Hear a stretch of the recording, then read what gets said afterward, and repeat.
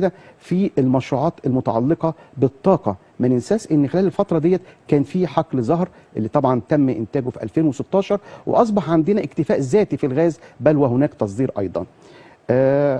يمكن عشان اعدد المشروعات الاقتصاديه يعني هي متعدده، ويبقى ابخاس للحق ان احنا نحصر موضوع الانجازات اللي على الارض فقط في الطرق والكباري اللي تم انجازها.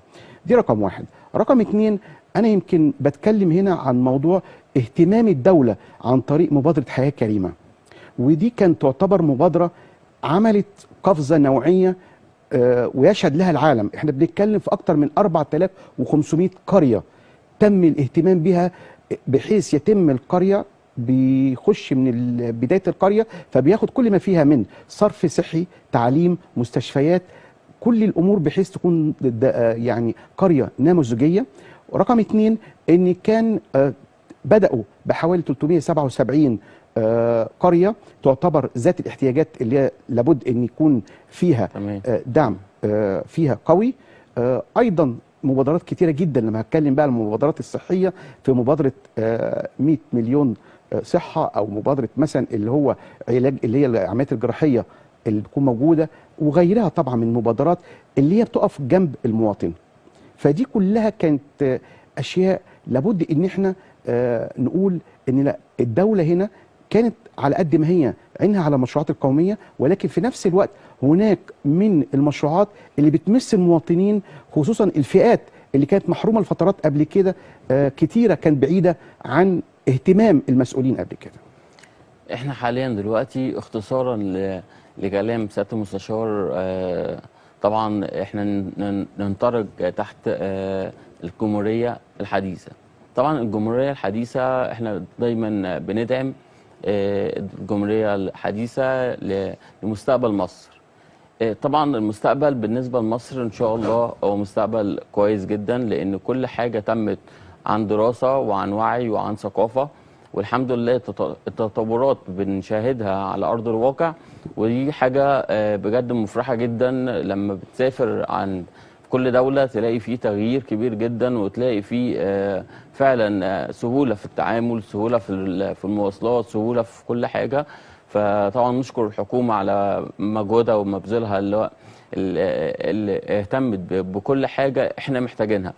فطبعا مصر المستقبليه هي معانا في رؤيه 2030، فان شاء الله ان شاء الله الفتره اللي جايه هتشوفوا حاجه كويسه جدا مختلفه جدا، هيبقى في اريحيه وهيبقى في قرارات كويسه هتنزل ان شاء الله بامرك يا رب.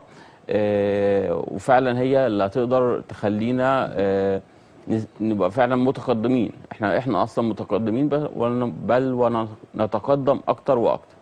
دلوقتي مع معالي المستشار هنهتم بجزئيه بسيطه جدا، وهي اهم التحديات الاقتصاديه في ظل الازمه الاقتصاديه العالميه والاقليميه المتتاليه. نعم.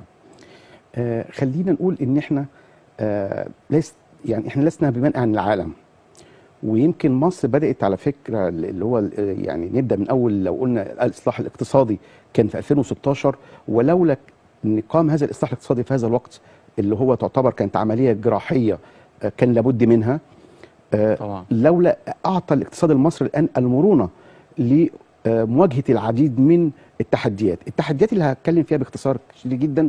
لما هتكلم أول ما بدأنا بفيروس كورونا، وطبعا كلنا فاكرين فترة كورونا اللي كان بيحصل طبعا عملية التوقف التام للأنشطة الاقتصادية بالكامل طبعا. وما أن كان التعافي طبعا من فيروس كورونا، لقينا نفسنا دخلنا على الحرب الروسية الأوكرانية.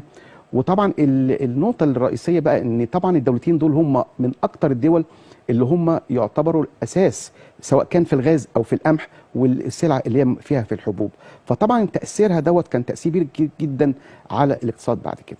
رقم 3، هنلاحظ ان ما ان جينا في الفترة الحالية حاليا احنا بنشهد من الناحية الإقليمية طبعا الحرب الموجودة حاليا في غزة طبعا مع العدو الإسرائيلي، وهنا طبعا دي ليها تأثير أيضا في المنطقة إقليميا. أنا طبعا لما برجع من ناحية السلع كتير جدا اللي بيتم استيرادها، لان النقطه الكبيره ان مصر فيها الاستيراد اكتر من الانتاج او اكتر من التصدير. فنلاحظ ان نتيجه الاستيراد حصل عندي هنا في كتير من السلع كتير جدا طبعا بالدولار، ونتيجه الازمات ديت ارتفع اسعار السلع الاساسيه هذه. فطبعا دوت عمل ضغط على كتير من الاسعار وادى الى ارتفاع الاسعار. فانا بقولت دايما التضخم اللي موجود في بلدنا هو تضخم مستورد نتيجه الاحداث العالميه، فاثرت بطريقه مباشره في الوضع الحالي. لما بتكلم طبعا عن التضخم باجي بعد كده اصبح هناك طبعا نتيجه الازمات اللي اشرناها في كام نقطه، اصبح طبعا هناك برضو في قله او شح في موضوع العمله الصعبه. لان انا النهارده طبعا كل منتج النهارده او كل مصنع هو النهارده بيجيب المواد الخام، فمحتاج العمله الصعبه عشان يجيب المواد الخام بتاعته للانتاج يجيب من بره، فبيضطر ان هو نتيجه عدم توفر العمله الصعبه فبيضطر يلجا الى السوق الموازي.